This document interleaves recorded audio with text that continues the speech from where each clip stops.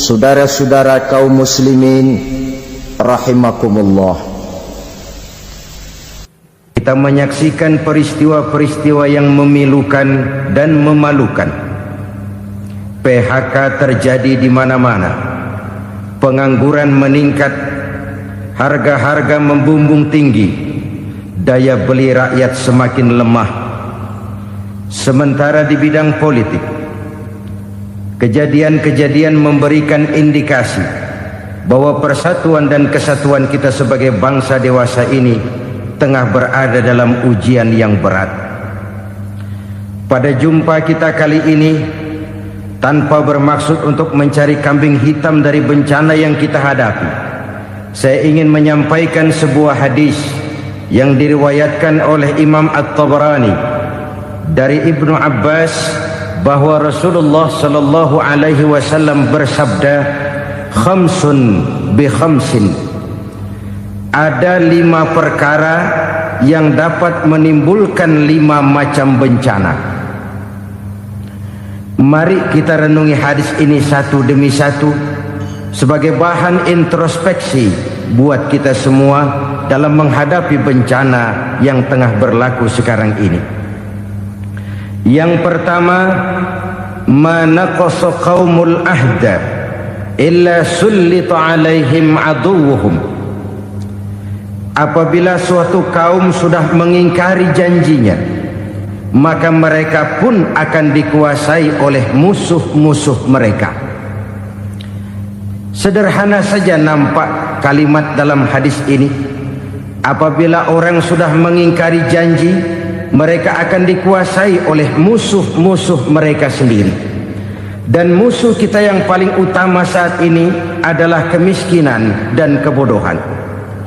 Kenapa itu terjadi? Karena kita mengingkari janji kita sendiri. Di saat awal-awal berdirinya Orde Baru, kita pernah berjanji untuk melaksanakan Pancasila dan Undang-Undang Dasar 45 secara murni dan konsekuen.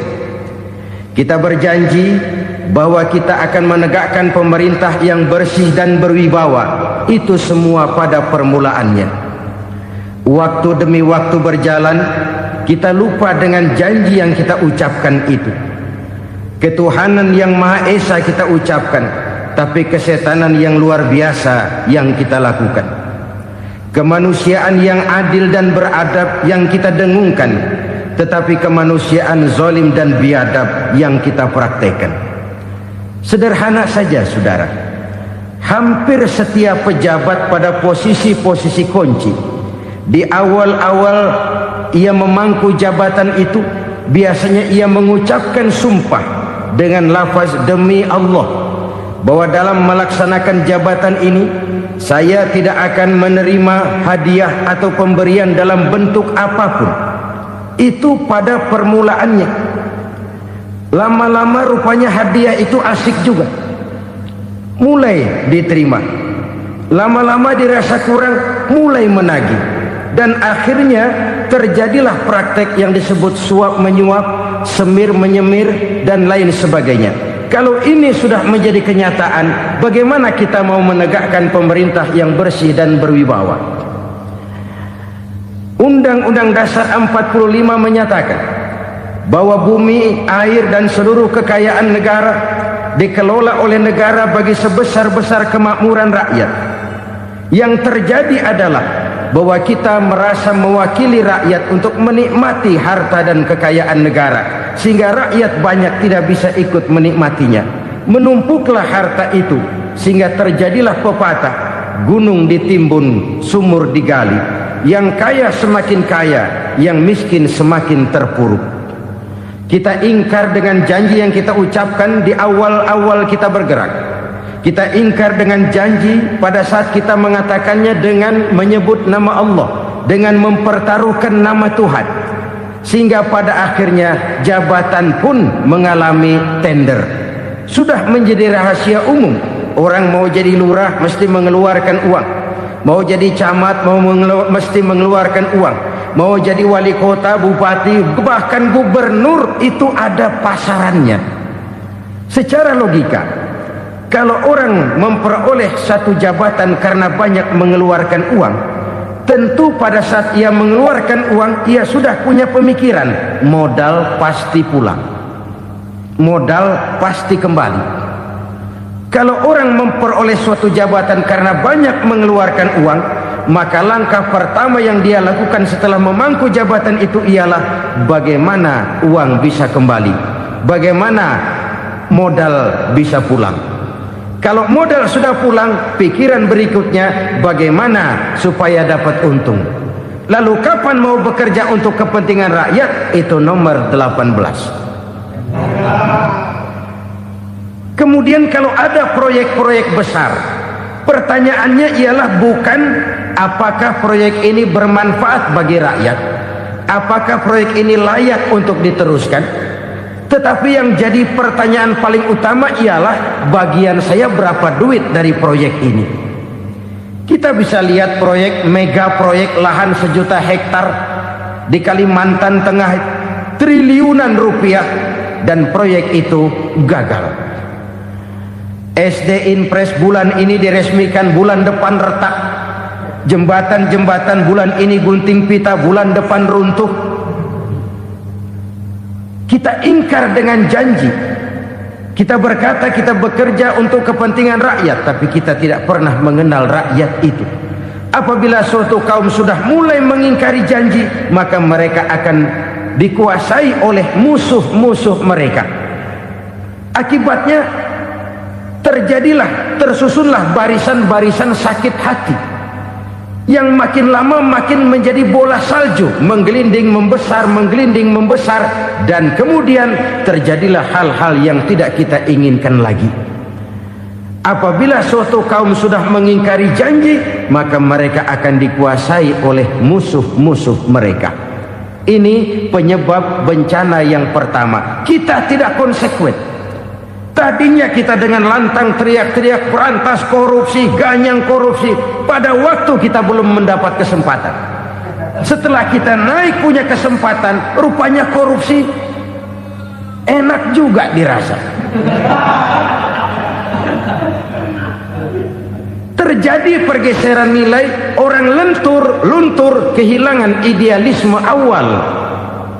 Lalu untuk menghibur diri, menutup kesalahan, kita gunakanlah pepatah bahwa tidak ada gading yang tak retak, bahwa kita harus mikul dhuwur mendem jero.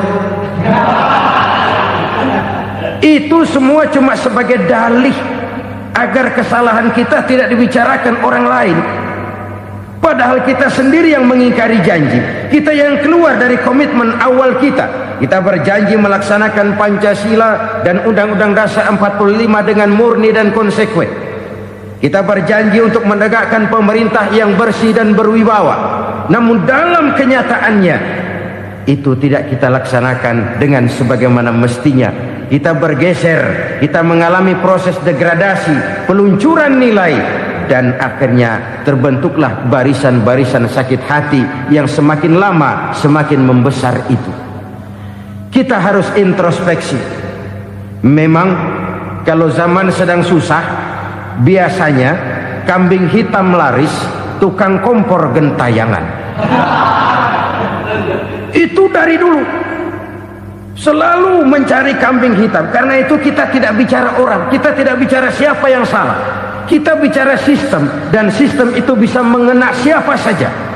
Kalau orang sudah mulai mengingkari janji, bergeser dari komitmen awal, itu sudah mulai ia mengalami proses peluncuran, proses degradasi. Ini penyebab yang pertama. Kita tidak lagi konsekuen bahwa bumi, air, sumber daya alam adalah milik negara, dikuasai oleh negara, digunakan bagi sebesar-besar kemakmuran rakyat. Ternyata rakyat yang makmur itu tidak merupakan gambaran yang menyeluruh dari rakyat kita. Undang-undang dasar kita menganut ekonomi kekeluargaan, tapi yang kita praktekkan adalah ekonomi keluarga. Kalau bukan keluarga nggak dapat proyek, kalau bukan keluarga nggak dapat macam-macam. kekeluargaan kita rubah menjadi keluarga, timbullah penyakit nepotisme. Kita bergeser, kita ingkari janji, dan kita anggap kita atasnamakan rakyat. Rakyat cuma sekedar jadi address, rakyat cuma sekedar jadi alamat, tetapi kehidupan mereka tidak banyak berubah dan tidak banyak terangkat. Kaum muslimin rahimakumullah, ini penyakit yang pertama, penyebab bencana yang pertama. Yang kedua kata Nabi, wa ma hakamu bighairi ma anzalallah. Apabila hukum yang diterapkan sudah tidak lagi bersumber dari hukum Allah, illa fasya fihimul faqru, maka akan bertebaranlah kemiskinan di mana-mana. Ini artinya apa? Apabila hukum tinggal sebuah stempel, apabila hukum sudah diatur menurut kepentingan, apabila hukum sudah tidak lagi ditegakkan secara adil, maka kemiskinan merambah di mana-mana. Hukum diatur menurut selera orang yang sedang berkuasa, maka yang benar bisa jadi salah, yang salah bisa jadi benar. Hukum dalam kenyataan hidup berlaku seperti pisau. Pisau itu kan saudara lihat, yang namanya pisau dimanapun itu tajamnya ke bawah, ke atas tumpul. Kalau hukum itu, kalau untuk rakyat, hukum itu tajam bukan main, cepat sekali dilaksanakan. Tapi giliran menengah ke atas, yang gedean dikit berbuat salah, hukum tumpul. Hukum pura-pura tidak dengar, akibatnya terluka rasa keadilan rakyat. Satu kasus rakyat diam, dua kasus rakyat diam, tiga kasus rakyat diam, kasus terakumulasi di hati rakyat, luka rasa keadilan, dan itu menjadi sumber bencana. Penjarahan, kita tidak setuju itu, tapi kita harus melihat kausalnya. Itu kan tidak berdiri sendiri, itu kan karena terlukanya rasa keadilan rakyat, melihat kesempatan ini tidak merata. Kalau rakyat ini yang ngajukan kredit ke bank, walaupun jumlahnya cuma jutaan, ratusan ribu, susahnya 17 setan. Tapi ada orang-orang tertentu yang agunannya palsu, jaminannya palsu, bawa kata belece, bukan cuma miliaran, triliunan kredit bisa keluar. Terluka rasa keadilan, hilangnya kesempatan. Rakyat cuma dapat kesempitan, jarang dapat kesempatan. Dari lukanya rasa keadilan ini, memang ya entah lipstick, entah basa-basi, dibentuklah tim ini, dibentuklah badan pengawas ini, dibentuklah tim ini. Kalau membentur tahu, hancur tahu.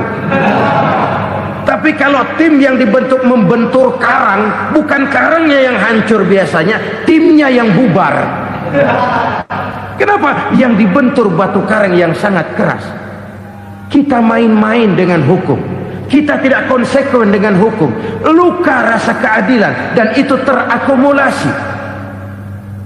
Edi Tamsil, rakyat tahu, terakumulasi, menguap begitu saja. Kasus-kasus lain rakyat tahu, menguap begitu saja. Ketidakadilan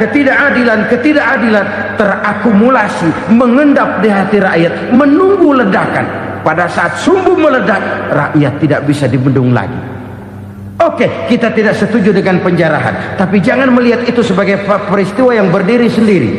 Kenapa itu terjadi? Kausalnya kenapa?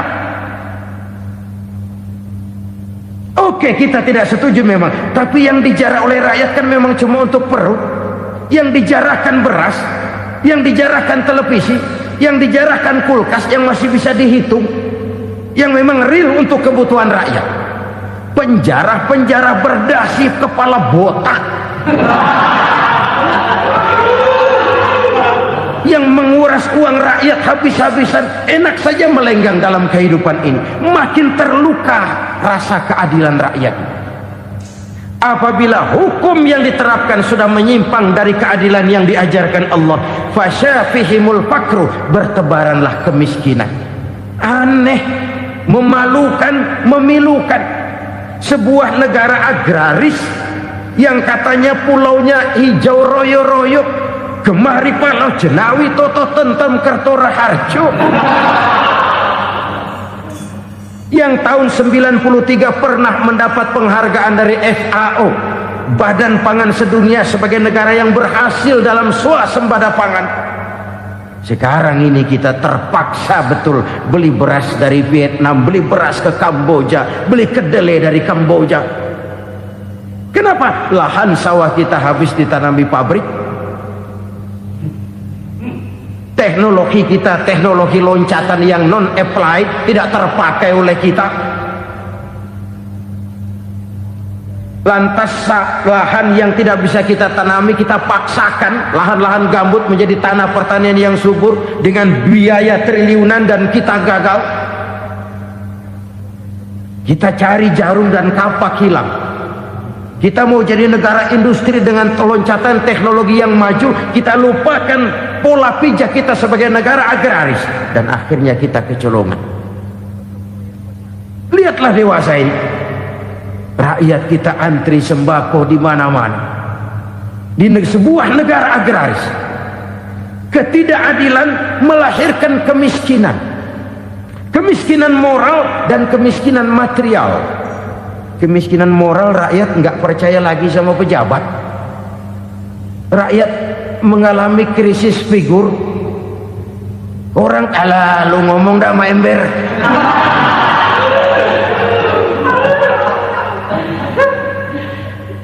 Penataran yang menghabiskan biaya miliaran itu melahirkan pejabat-pejabat korup.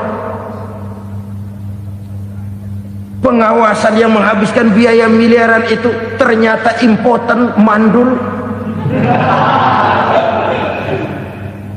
Kemiskinan moral. Jujur saya berkata, saudara-saudara, setelah pintu reformasi dibuka, itu yang masuk memang macam-macam. Ada yang memang punya tujuan murni, konsekuen dan punya konsep.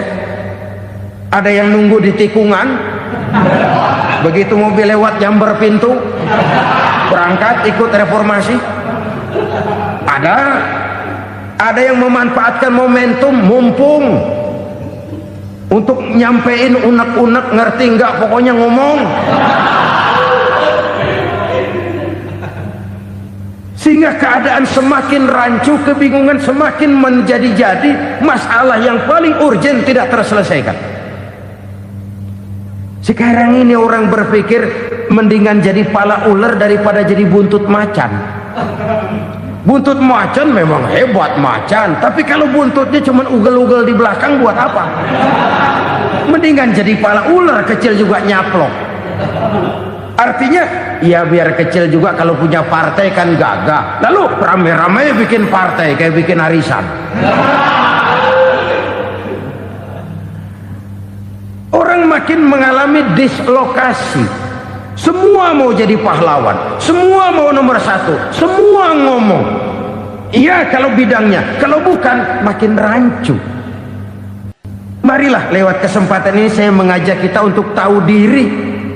Biarkan politisi ngomong politik, biarkan ekonom menata ekonomi, biarkan praktisi bicara soal hukum, biarkan rakyat munajat, istighfar, mohon pertolongan Allah. Tahu diri kita. Kalau memang ayam, kukuruyuk aja dah. Kalau memang kucing, ayo ngeong. Kalau kambing, silahkan ngembe. Udah tahu ayam, ngeong bunyinya. Suaranya palas, orang nggak ngerti, bingung, makin menjadi-jadi. Ibarat kesebelasan sepak bola bangsa kita sekarang ini, rame-rame mau bikin gol, kiper ikut nyerang sekarang. Memilukan dan bahkan memalukan. Wa ma hakamu bighairi ma anzalallah illa fasyafihimul fakru. Kalau hukum yang diterapkan sudah menyimpang dari keadilan yang diajarkan Allah, bertebaranlah kemiskinan di mana-mana. Coba sekarang ini, yang punya duit bingung, apalagi yang kagak punya duit. Yang pengusaha gede ngeluh, apalagi yang pengusaha pas-pasan. Yang kagak punya beras, yang punya beras saja masih bingung, apalagi yang nggak punya beras. Ini sudah demikian merata. Dulu kita kagum mendengar konglomerat kelas buadak, kelas-kelas yang seakan-akan cuma ada dalam khayalan mereka, punya kekayaan miliaran dolar, triliunan. Sudahlah, seolah-olah nggak terjangkau sama kita. Weh, ternyata yang gede-gede itu juga gede utangnya.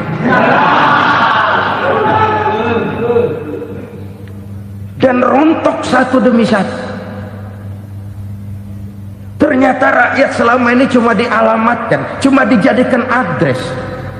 Rakyat yang tidak banyak ngerti persoalan ini harus menanggung hidup ini begini berat, harus menanggung beban hidup ini begini tinggi, daya beli semakin lemah, semakin terpuruk dan terpuruk, sedang keadaan belum juga banyak berubah. Yang hutang sama luar negeri itu kan bukan rakyat kecil, Ciano. Yang banyak nyimpen dolar juga kan Ciano. Rakyat kecil bocah kampung mah jangankan nyimpen dolar, ngelihat juga tumben. Kemana kita mesti bercermin? Sekali lagi saya mengatakan, maaf, kita tidak bermaksud mencari kambing hitam. Karena itu kita tidak bicara orang, kita bicara sistem, kita bicara keadaan. Beginilah yang dikatakan Nabi, penyebab timbulnya bencana, hukum yang ditegakkan tidak lagi berorientasi kepada keadilan, tapi berorientasi kepada kepentingan. Akhirnya bentuk hukum seperti pisau, tajam ke bawah, tumpul ke atas. Hukum cuma buat rakyat kecil, tetapi kelompok menengah ke atas kadang-kadang kebal dari perlakuan hukum. Maka bertebaranlah kemiskinan. Iya, kemiskinan moral berupa lukanya rasa keadilan. Kalau rasa keadilan terluka, orang kan nunggu kesempatan, saudara. Iya, dia nggak bisa ngomong, iya, dia nggak sanggup action, iya, dia nggak bisa tunjuk rasa, tapi hatinya kan, kapan ada kesempatan, kapan ada waktu, tunggu. Hatinya mesti begitu. Sehingga begitu ada kesempatan, terjadilah hal-hal yang tidak terhindarkan. Dan itu ekses, bukan reformasi. Jangan seperti sebuah dialog saya dengan seorang abang beca. Saya bertanya, bang, iya, abang tahu nggak reformasi? Tahu, Ustaz. Apa? Pembakaran. Terus penjarahan, lalu perkosaan. Itu reformasi. Itu yang saya lihat. Nah, itu yang dia lihat. Saya tentu tidak menyalahkan abang beca kita, karena memang itu yang dia lihat dan sejauh itu wawasannya. Tapi ini indikasi bahwa banyak rakyat kita yang belum bisa menggunakan kebebasan secara bertanggung jawab. Padahal kebebasan tanpa tanggung jawab tirani. Sebuah contoh gampang-gampangan.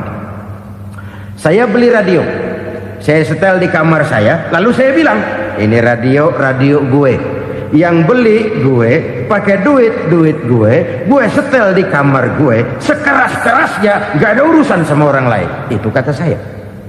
Tetapi tetangga saya sebelah rumah kan boleh juga ngomong begitu. Kata tetangga saya, ini mata gue, yang ngantuk gue tidur di kamar gue, kenapa suara radio lu nyampe kemari?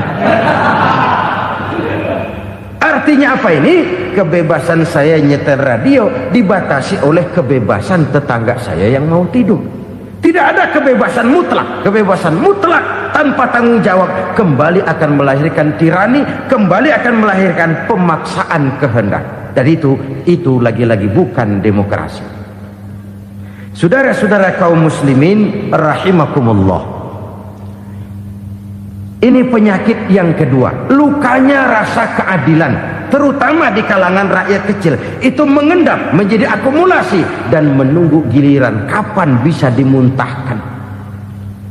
Dengan kata lain, rakyat itu udah banyak banget makan yang perutnya jadi enak, nyelam. Kapan nunggu muntahnya? Udah begini banyak akumulasi yang mereka pendam di perut ini, sehingga ketika terjadi kesempatan itu sudah tidak terkendalikan lagi, kita out of control. Saya tidak mentolerir sikap-sikap kekerasan, bahkan saya lebih cenderung bahwa kalau di rumah kita banyak tikusnya saja racuni, jangan rumah dibakar. Bahwa ada korupsi, ya, ada kolusi, memang ada nepotisme, tentu. Tetapi tikusnya saja racuni, jangan rumah dibakar. Masa mau ngusir tikus bakar rumah? Tikusnya lari, tikusnya selamat, rumahnya ewes-ewes.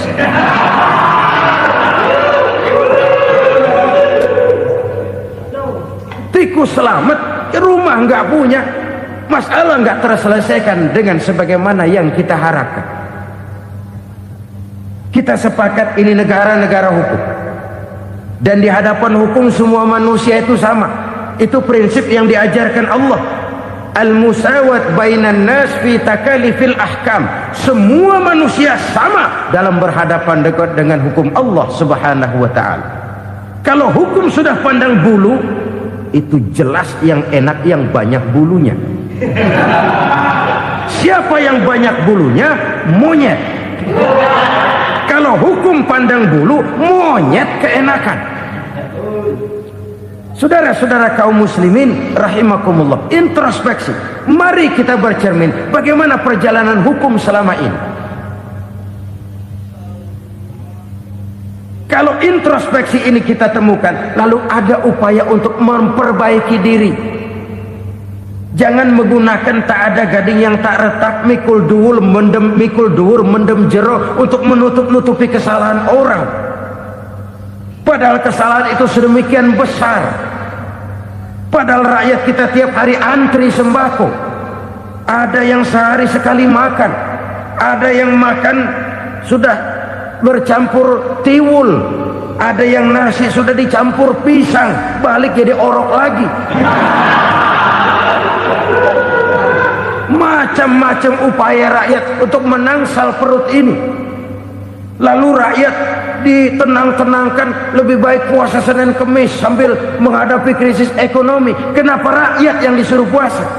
Kenapa bukan pejabatnya yang puasa lebih dulu untuk kemakmuran rakyat?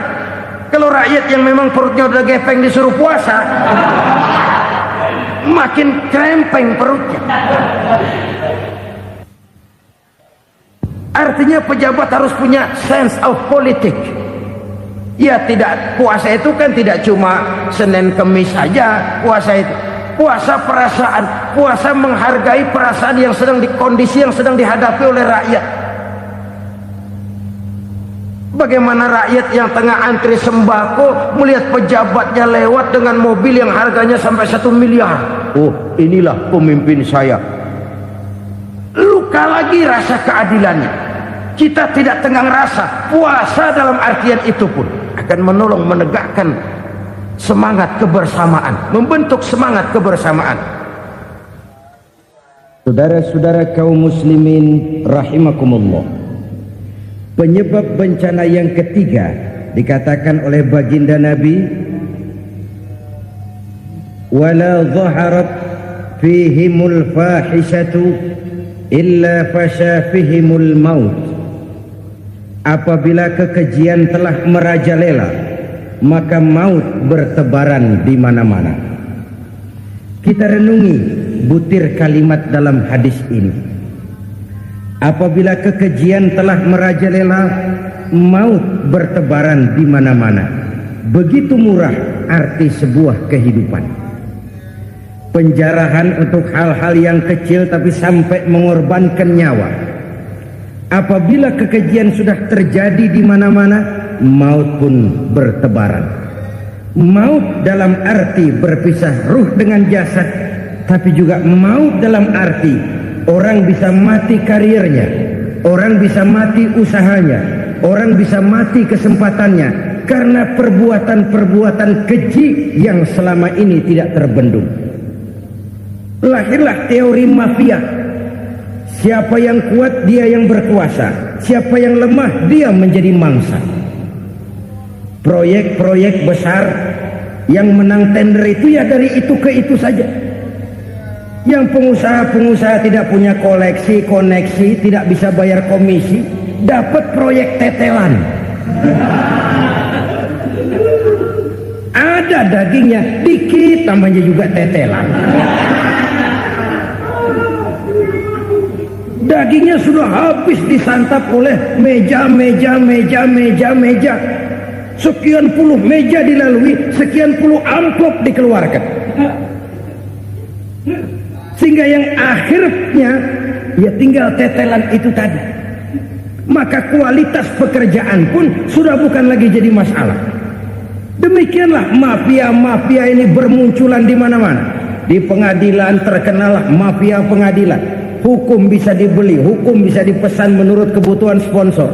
Mafia peradilan, mafia politik, mafia ekonomi, bahkan mafia agama yang menggunakan agama sebagai kedok, menggunakan agama sebagai dalih, menggunakan agama sebagai topeng untuk melancarkan maksud-maksud politiknya pun tidak tertutup kemungkinan. Apabila kekejian telah merajalela, maut bertebaran di mana-mana. Korupsi, kolusi, nepotisme itu bagian dari kekejian. Kita selama ini kalau mendengar maksiat, itu yang terbayang cuma judi, mabuk, zina. Ya itu maksiat. Tapi korupsi, kolusi, nepotisme itu juga maksiat dalam bentuk lain. Kalau ini sudah bertebaran, maka maut terjadi di mana-mana. Jangan bayangkan cuma mati orangnya, itu sih kewajiban. Yang menyakitkan itu orangnya masih hidup tapi dibikin mati, karirnya mati. Kenapa? Karena yang diperlukan bukan cuma orang pinter tapi orang taat. Biar pinter, kalau nggak taat minggir. Biar bodoh, kalau taat bisa nyenangin atasan, bisa nyemur. Kumaha juragan wae aya nama. Itu yang kadang-kadang dapat penghargaan. Tidak ada prestasi kerja kecuali bikin senang orang di atas. Kita lihat di desa-desa jalan rusak. Kalau ada berita pejabat anak mau turun, jalan rata sekali. Sampai tanah dari mana aja dikeruk buat ngeratain tuh jalan. Pejabat pulang legok lagi jalanan. Katanya kita kerja buat rakyat, nyatanya kita cuma melayani atas. Kenapa? Terjadi lingkaran setan. Seperti kata lagu Dul Sumbang itu. Mahasiswa takut sama dosen, dosen takut sama dekan, dekan takut sama rektor, rektor takut sama menteri, menteri takut sama presiden, presiden takut sama mahasiswa. Lah muter balik lagi, lingkaran setan, lingkaran setan. Saudara-saudara kaum muslimin rahimakumullah, kekejian yang merajalela, praktek-praktek mafia yang tertuang dalam kehidupan sehari-hari menyebabkan orang mati karirnya, jasad masih hidup, karir mati, itu menyakitkan. Mati bisnisnya. Rakyat kecil pernah senang ketika cengkeh booming, harganya bagus, rakyat banyak yang pergi haji. Lalu mau ditata, lahir tata niaga cengkeh, malah amburadul. Harga cengkeh jatuh, petani cengkeh kecil menjerit. Siapa yang untung? Segelintir orang. Masihkah kita pakai atas nama rakyat untuk kepentingan nasional, padahal yang nyanyi cuma segelintir orang? Masihkah kita mau bohongi rakyat ini dengan mobil nasional tapi bikinan Korea? Masihkah kita mau bermain verbalisme, bermain kata? Ini sebuah masa lalu yang tidak perlu terulang lagi untuk masa-masa yang akan datang. Kekejian merajalela, orang mati karir, bisa mati usaha, mati bisnis. Usahanya maju, dirangkul, hancur. Usahanya maju, dipukul, hancur, tenggelam. Bahkan yang memilukan dan memalukan badan-badan usaha milik negara itu dikebiri sedemikian rupa sehingga tidak menghasilkan hal-hal yang bermanfaat buat negara. Saudara-saudara kaum muslimin rahimakumullah, kalau nafsu yang sudah mengatur itu semua, maka kekejian pun merajalela.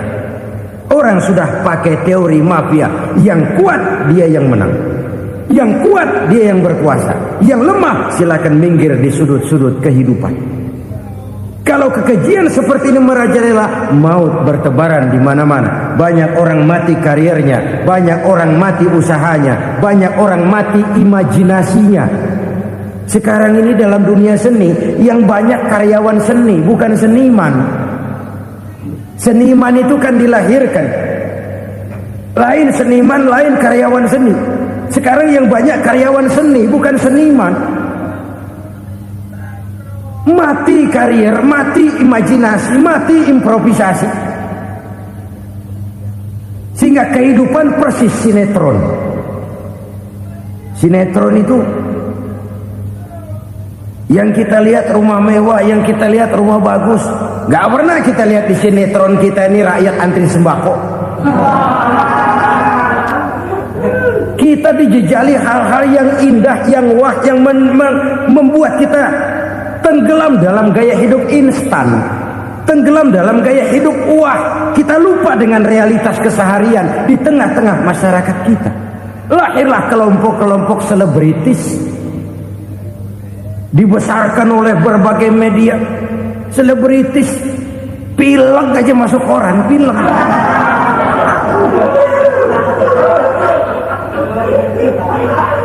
Rakyat yang pingsan antri beras nggak masuk koran. Rakyat yang semaput antri minyak nggak masuk koran. Selebritis panok masuk koran.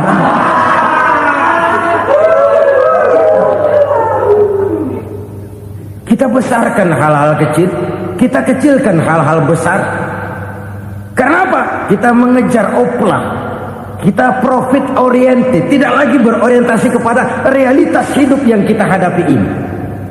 Kalau kekejian sudah merajalela, kata Nabi, maka maut bertebaran di mana-mana. Maut dalam artian maut, coba lihat sekarang begitu murah nyawa. Karena 1000 perak orang mau nusuk bunuh. Karena beras seliter orang khilaf. Begitu murah kehidupan. Tapi kekejian dalam bentuk korupsi, kolusi, nepotisme, kekejian dalam bentuk itu mematikan karier, mematikan bisnis, mematikan imajinasi, mematikan kreativitas. Itu juga maut dalam bentuk lain akibat kekejaman lain. Ini penyebab yang ketiga. Yang keempat, penyebab bencana menurut baginda Rasul, wala tuffiful mikyala illa muni'un nabat. Apabila timbangan sudah dicurangi, maka tercegahlah tumbuh-tumbuhan. Apabila timbangan sudah mulai curang, maka terjadilah musim paceklik. Apabila bisnis sudah bergaya mafia tadi itu, kecurangan-kecurangan terjadi, tender di balik pintu, yang dimenangkan cuma kelompok-kelompok yang bisa memberikan presentasi yang besar, muni'un nabat, terjadilah paceklik.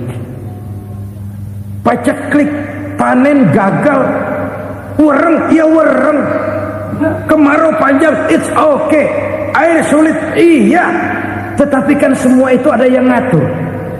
Kemarau ada yang ngatur, belalang itu ada yang ngatur, air itu juga ada yang ngatur. Yang ngatur itu yang serba maha. Kalau ia murka melihat kecurangan timbangan, Allah itu kalau murka kan gampang saja, tinggal komandoin balang, lang hancurin tuh sawah. Konvoy belalang, konvoy Allah tinggal ngutik angin El Nino. Mampir lo ke Indonesia, hujan nggak turun-turun, kemarau panjang. Jadi kalau musim kemarau kan namanya anginnya El Nino. Kalau musim hujan anginnya namanya La Nina. Cakep namanya, kejem orangnya. Saudara lihat Cina sekarang sedang kena La Nina, banjir besar, ribuan orang meninggal. Dia mah ribuan mati kagak berasa, rakyatnya miliaran. Bangladesh lagi ngalami La Nina, India lagi ngalami La Nina.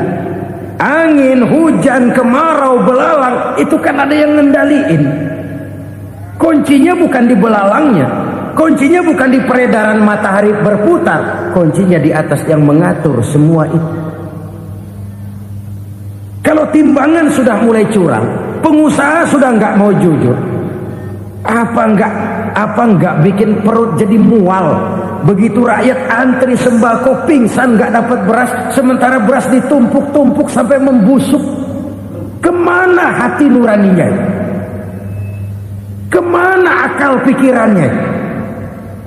Kemana mereka yang berbuat atas nama rakyat tapi melihat rakyat susah tidak tergerak hatinya? Apabila timbangan sudah mulai dicurangi, bisnis sudah mulai melenceng, maka terjadilah paceklik. Sebuah negara yang berhasil dalam swasembada pangan, lalu sekarang menjadi negara yang rakyatnya antri untuk memperoleh kebutuhan pangan. Saudara-saudara kaum muslimin rahimakumullah, ini intinya adalah kecurangan. Kalau kecurangan sudah terjadi di mana-mana, dan ini milik siapa saja, bukan soal tempat, bukan soal jabatan, soal manusianya, SDM-nya. Kecurangan tidak cuma terjadi di kantor, di masjid bisa terjadi kecurangan. Korupsi tidak hanya bisa terjadi di kantor, di madrasah bisa ada korupsi. Faktor manusianya, ini soal SDM. Kecurangan yang besar tentu besar lagi kerugiannya.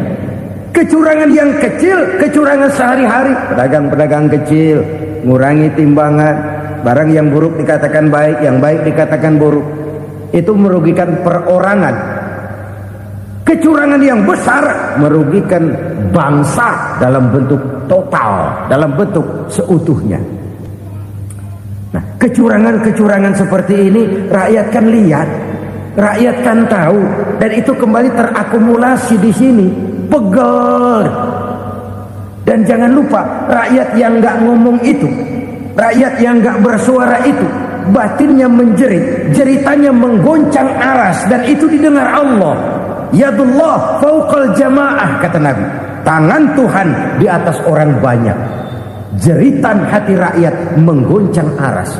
Rakyat yang terlalu banyak dizolim, rakyat yang terlalu banyak dirugikan, ya rakyat yang terlalu banyak di atas namakan, menjerit batinnya, menggoncang aras, dan Allah bisa menggerakkan apa saja untuk membuat satu situasi.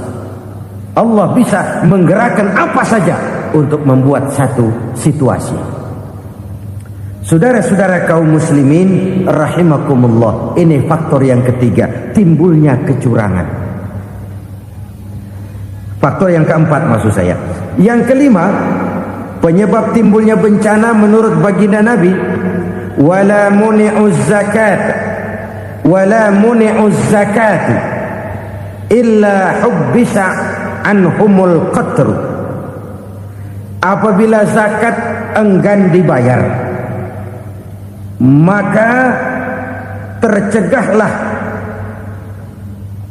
qatrun. Qatrun ini kalau bahasa kita sembako. Maka tercegahlah kebutuhan-kebutuhan yang kita perlukan. Ini, kita tidak meragukan bahwa yang kita tuju adalah masyarakat yang adil dalam kemakmuran dan makmur dalam keadilan. Nah, antara kemakmuran dan keadilan ini memang sering tidak bisa berjalan seiring. Pada saat kemakmuran kita kejar, ekonomi kita pacu, ada nilai-nilai keadilan yang tertinggal. pada saat nilai keadilan kita tegakkan benar-benar, ada unsur-unsur kemakmuran yang terabaikan. Oke, kita bisa mengatakan kasus. Oke, kita bisa mengatakan itu sebagian kecil. Tapi kalau sebagian kecil, lama-lama kan jadi sebagian besar. Oke, kita mengejar kemakmuran. Pertanyaannya, kemakmuran untuk siapa? Oke, kita berikan kelompok tertentu kue yang besar dengan harapan nanti dia bagiin kuenya kepada yang kecil-kecil. Tapi kenyataan, mereka yang dapat kue besar akhirnya malah lupa diri dan lupa daratan. Mau makin besar, malah memeras yang kecil-kecil ini. Sekarang kan yang kecil modali yang besar. Ramai-ramai buka bank, ternyata kamuflase. Uang banknya untuk kredit perusahaannya sendiri. Nasabahnya rakyat kecil. Artinya apa? Rakyat kecil disuruh modalin orang yang udah gede. Ini kan sambar geledek urusan.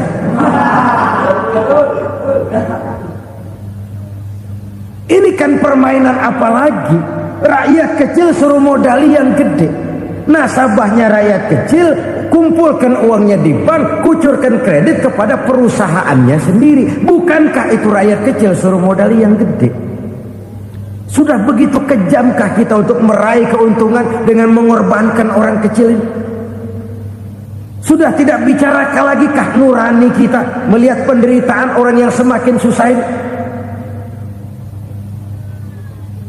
Kalau zakat enggan dibayar, padahal zakat 2,5% saja, 2,5% saja.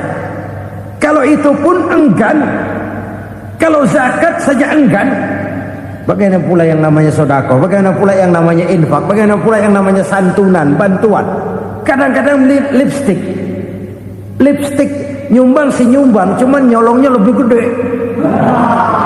Ini namanya sumbangan lipstick. Buat lipstick itu kan buat ngumpetin bibir pucat. Itu fungsi utama lipstick. Buat ngumpetin korupsinya, nyumbang kegiatan-kegiatan sosial. Tapi yang dia korup lebih gede dari yang dia sumbangi. Lipstick kamuflase. Nepu kata anak sekarang.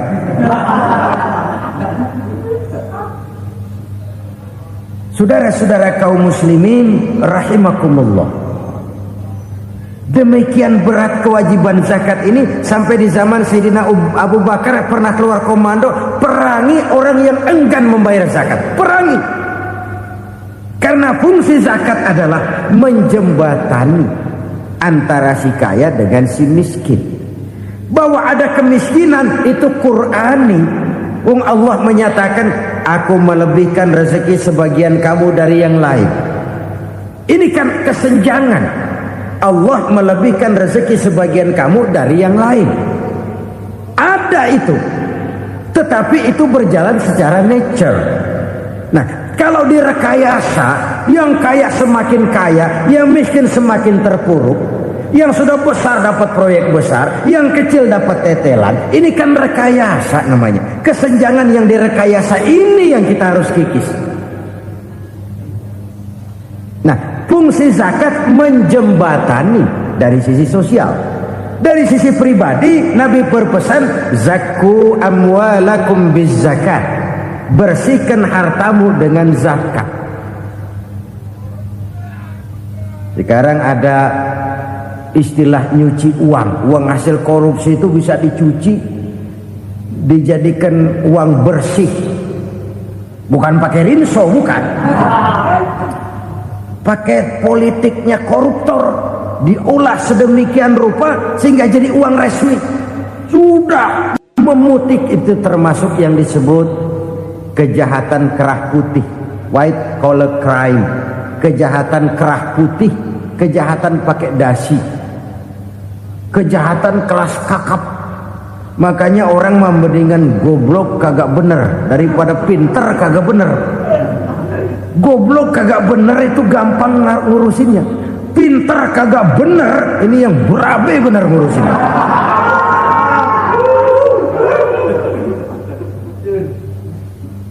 Kita bukan cuma perlu orang pinter kok di zaman sekarang. Kita perlu orang-orang bener yang punya komitmen, yang sesuai kata dan perbuatan, yang bisa merasakan apa yang dirasakan oleh rakyat, yang punya sense of politik yang tinggi, yang peka, yang penuh keterbukaan, yang punya wawasan dan pandangan jauh ke depan.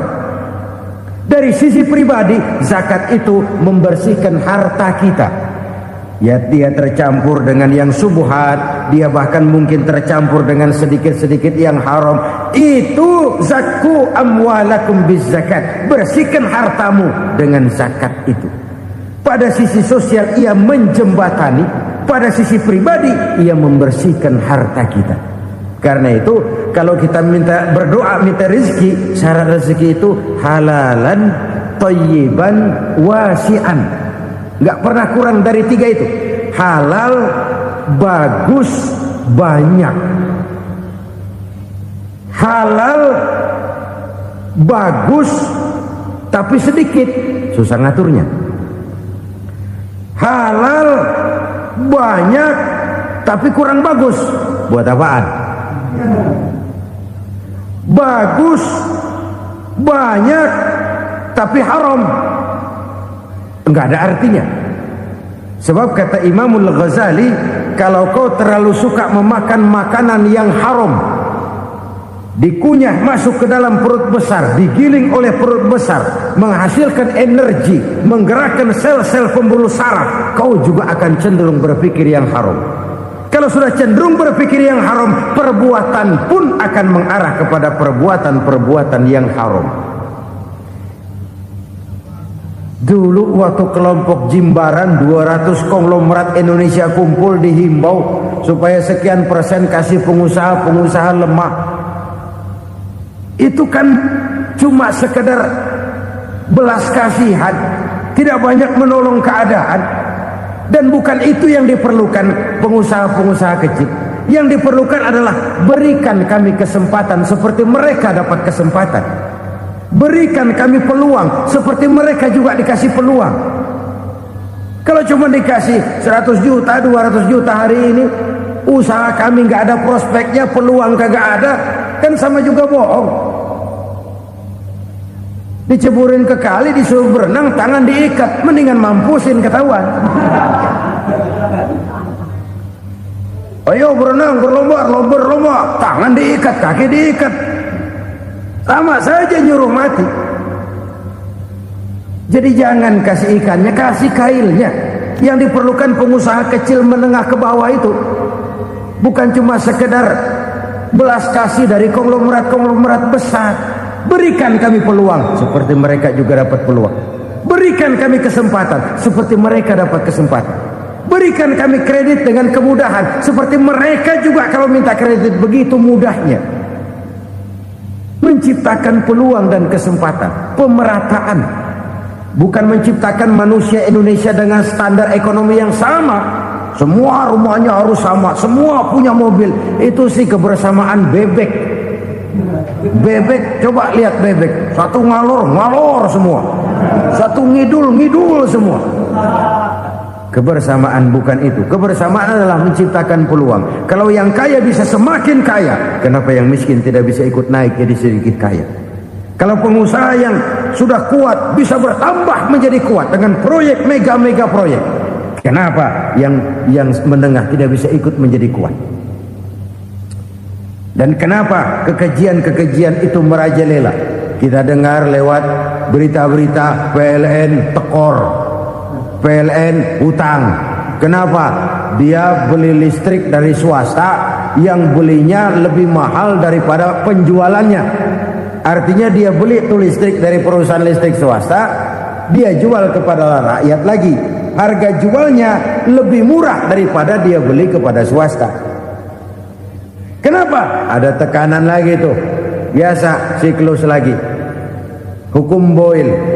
Atas neken, paling bawah gepeng. Ya kita nih rakyat kecil, emang nasibnya gepeng terus.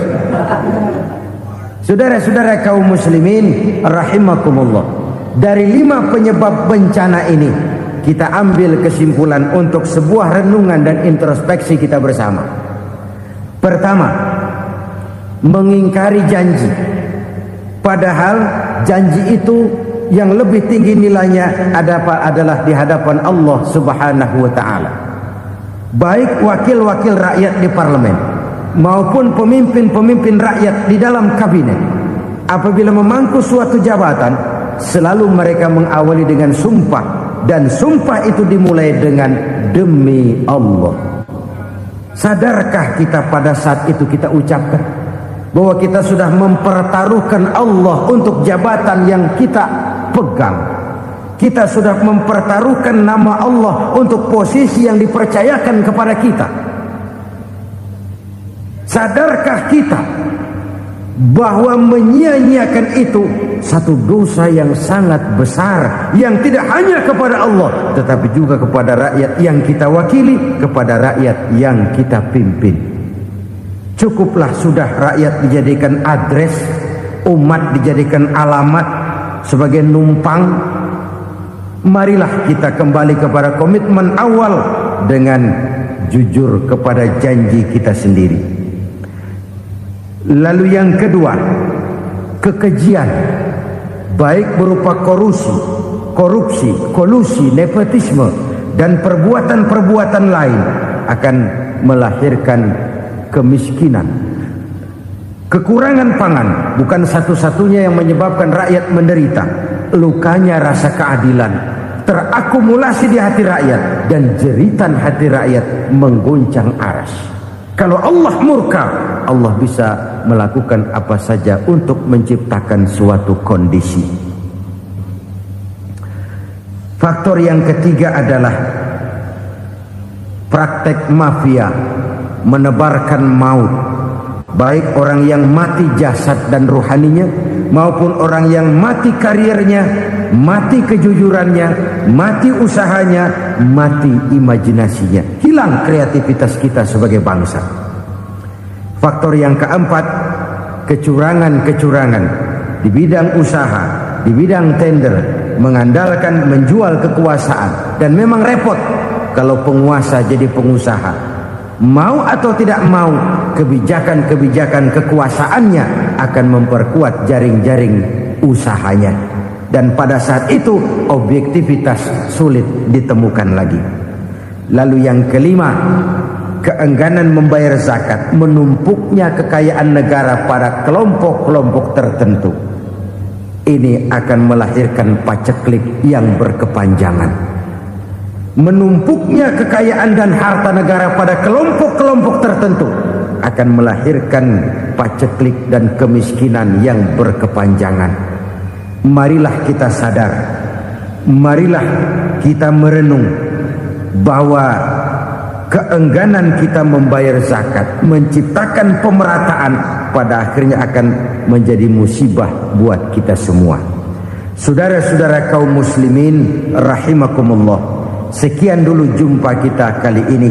Mudah-mudahan yang saya sampaikan dari hadis riwayat Imam Tabrani ini menjadi bahan introspeksi buat kita semua. Tidak akan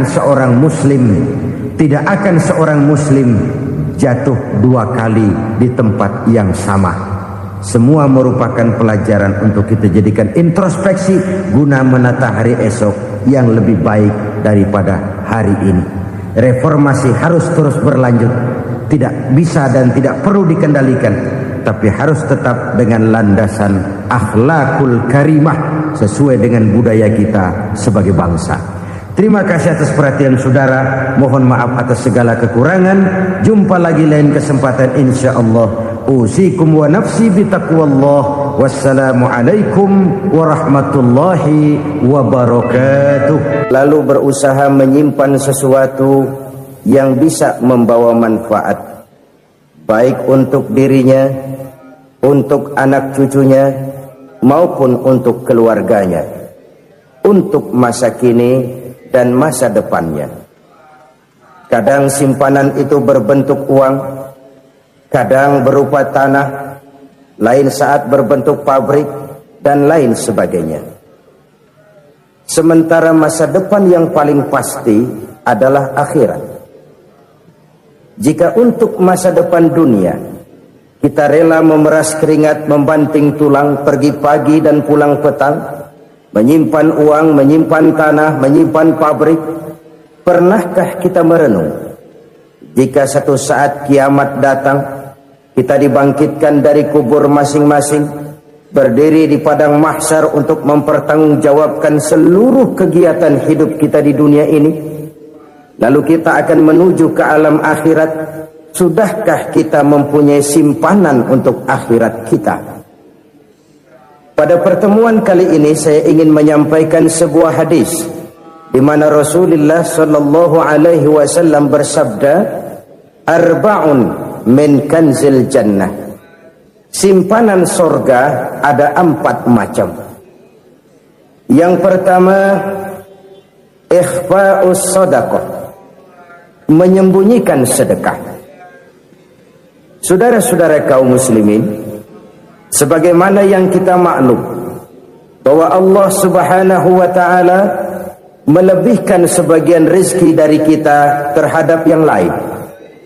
Ada yang kaya, ada yang setengah kaya, ada yang miskin, ada yang setengah miskin, dan selanjutnya. Ada yang gajinya kecil tapi penghasilannya gede. Ada yang penghasilannya gede tapi nggak punya gaji. Ada juga yang memang gajinya gede dan penghasilannya gede. Kelebihan rezeki merupakan sunnatullah dan tidak harus membuat kita merasa lebih dari yang lain. Bahkan sebaliknya, kelebihan itu harus membuat kita ringan tangan untuk menolong mereka yang memang memerlukan pertolongan. Kalau saudara diberikan ilmu, maka pertanyaan akhirat cuma satu: ilmumu kau amalkan untuk apa? Kalau saudara diberikan umur yang panjang, pengadilan akhirat juga bertanya satu: umurmu kau habiskan di mana? Tapi kalau saudara diberikan harta, pengadilan akhirat akan bertanya 2: hartamu kau dapat dari mana? Kau belanjakan kemana? Dari mananya ditanya dan kemananya juga ditanya. Oleh karena kita akan dimintakan pertanggungan jawab, maka amanah yang bernama harta ini harus kita gunakan dengan sebaik-baiknya. Ada penggunaan yang merupakan kewajiban, itu zakat namanya. Ada penggunaan yang sewaktu-waktu, itu infak namanya. Ada yang lebih sewaktu-waktu lagi, dan itu sedekah namanya. Zakat dia terikat oleh haul dan nisab, oleh putaran batas waktu dan ukuran dari harta itu sendiri. Sedangkan infak terikat oleh situasi dan kondisi perekonomian seseorang. Sedangkan sedekah tidak terikat dengan apapun. Dalam kondisi seperti apapun kita bisa melakukan sedekah dengan yang terkecil sekalipun. Sampai-sampai Rasulullah sallallahu alaihi wasallam mengajarkan, la tahqiranna minal ma'rufi syai'an walau an talqa akhaka biwajhin talik. Atau ada hadis, tabassumuka fi wajhi akhika laka shadaqah. Senyumanmu kepada temanmu adalah sedekah. Jadi untuk melakukan sedekah tidak harus dalam berbentuk uang.